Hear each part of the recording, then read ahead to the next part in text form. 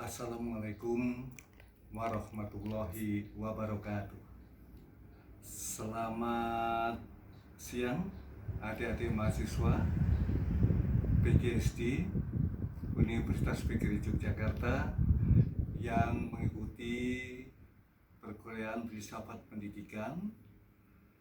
Pada kesempatan ini saya doakan mudah-mudahan saudara-saudara mahasiswa senantiasa dalam keadaan sehat walafiat. Karena mendekati adanya ujian akhir semester dan kelihatannya tidak mungkin lagi kita untuk tatap muka, UAS pun akan dilaksanakan dengan cara online. Beberapa waktu yang lalu materi kuliah sudah saya sampaikan dan juga beberapa tugas yang sudah saya berikan dan saudara laksanakan dengan baik. Maka kesempatan ini akan saya sampaikan beberapa materi persiapan untuk menghadapi ujian akhir semester. Pada intinya materi yang saya berikan tolong saudara pelajari secara mendalam dan tidak jauh dengan tugas-tugas yang sudah saya berikan kemarin. Di antaranya tentang pengertian filsafat. Sebelum kita masuk substansi tentang filsafat pendidikan, kita harus memahami tentang hakikat filsafat itu sendiri. Pada hakikatnya, pengertian filsafat itu adalah merupakan hukum sebab akibat yang berasal dari kata ada, sebab, dan asal. Setiap orang yang berpikir itu pada hakikatnya belum tentu berfilsafat. Tapi setiap orang berfilsafat pasti berpikir. Karena berfilsafat itu berpikir yang secara runtut, komprehensif, nalar, logis, dan masuk akal. Intinya apa?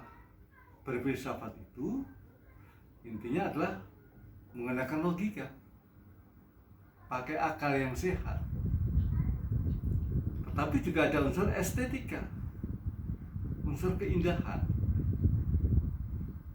Karena manusia tidak bisa lepas dari keagungan ciptaan Tuhan yang Maha Kuasa alam semesta. Pada saat saudara melihat bintang, bulan, matahari, pemandangan yang indah, itu kan ada unsur estetika. Tentu di situ akan muncul lagi siapa yang menciptakan, kenapa diciptakan, untuk apa diciptakan. Ini berfilsafat.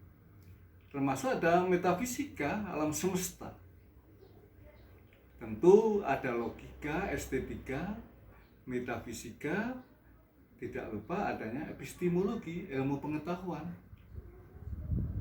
Sehingga apa-apa yang kita selidiki, kita pikirkan itu dengan ilmu. Bisa dengan lewat penelitian, lewat gagasan ide, lewat bukti-bukti yang real. Sebenarnya filsafat ini sudah dimunculkan pertama kali di Yunani. Para tokoh-tokoh yang sudah sering saya sampaikan, ada 3 tokoh yang saya sampaikan di sini. Contohnya Sokrates. Adanya unsur sekarang adanya demokrasi, kebebasan berpendapat, itu sebenarnya bermula dari Sokrates, bapak filsafat dari Yunani kuno yang lahir sebelum Masehi, di mana beliau mempunyai ide yang cemerlang bahwa orang mempunyai hak untuk berpendapat.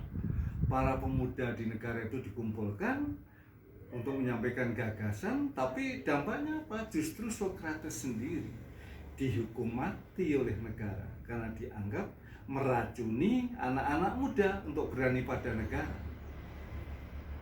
Tapi justru berkembangnya waktu, justru sekarang ini ajaran Sokrates berkembang dan dihargai oleh dunia masa kini.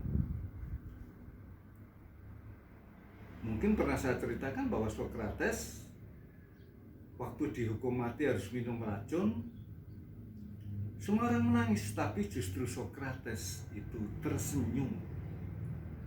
Dia tidak menyesali dengan hukuman mati. Sebelum minum racun, justru dia berkata dengan murid-muridnya, jangan tangisi kematian saya, tangisilah orang-orang yang tidak mencintai kebenaran, yaitu para hakim. Siapa yang melanjutkan? Tokoh dari Sokrates yang disebut Plato. Plato itu adalah mencari kebenaran yang sejati, di mana Plato ini mengatakan bahwa hidup ini panggung sandiwara, banyak kepalsuan, banyak tipu muslihat. Apa yang kita lihat sebenarnya bukan apa yang sebenarnya, tapi justru di balik apa yang kita lihat itulah sebenarnya. Maka Plato itu tersohor ini murid Sokrates. Justru Plato punya pandangan, punya wawasan hidup ini seperti mengejar fata morgana, mengejar bayang-bayang semu, mengejar. Setelah Plato, muridnya Plato itu yang namanya Aristoteles. Itu juga intinya sama, untuk mencari kebenaran. Jadi filsafat itu mencari kebenaran. Jadi sistem berpikir yang komprehensif, sistematis itu mencari kebenaran. Sehingga dikatakan berfilsafat itu berpikir secara sistematis, komprehensif, dan mendalam. Itulah berfilsafat. Cabang ilmu filsafat itu mengikuti metafisika, logika, etika, estetika, epistemologi. Kita melihat bahwa ilmu filsafat tentunya ada sumber-sumber ilmu pengetahuan yang didapat. Jadi sumber pengetahuan yang didapat itu satu dari panca indera. Kita bisa melihat alam semesta lewat pandangan mata panca indera. Kita bisa mendengar, ya, itu cerita-cerita lewat telinga. Kita bisa berkomunikasi, bisa lewat mulut. Sehingga panca indera inilah merupakan daripada sumber ilmu pengetahuan. Dan juga yang kedua adalah datangnya wahyu, di mana firman Tuhan melalui para rasul, para nabi, itu firman-firmannya itu bisa dikatakan itu wahyu. Itu yang dikatakan kebenaran yang hakiki, kebenaran yang mutlak, yang tidak bisa diubah, yang tidak akan mungkin berubah seperti pengetahuan manusia, seperti ilmu yang ditemukan manusia. Karena apa? Sifatnya adalah wahyu, itu adalah mutlak. Dan juga kita melihat di samping wahyu juga otoritas. Nah, contohnya hasil-hasil penelitian, adanya hasil-hasil dari para ahli, ya. Termasuk juga akal pikir. Akal pikir juga sumber pengetahuan, pakai logika, pakai nalar. Juga intuisi. Intuisi itu semacam feeling. Jadi saudara mungkin ada perasaan tidak nyaman, tidak enak, karena mungkin ada keluarga yang sakit, ada teman yang sakit, itu ada intuisi. Atau mungkin ada orang yang tidak suka, Anda tidak harus mendengar lewat kata-kata, tapi lewat feeling, lewat perasaan. Itu yang disebut biasanya indera keenam. Di samping itu, secara komprehensif tentang ilmu filsafat, maka pendalaman yang kita kaji di sini adalah filsafat pendidikan.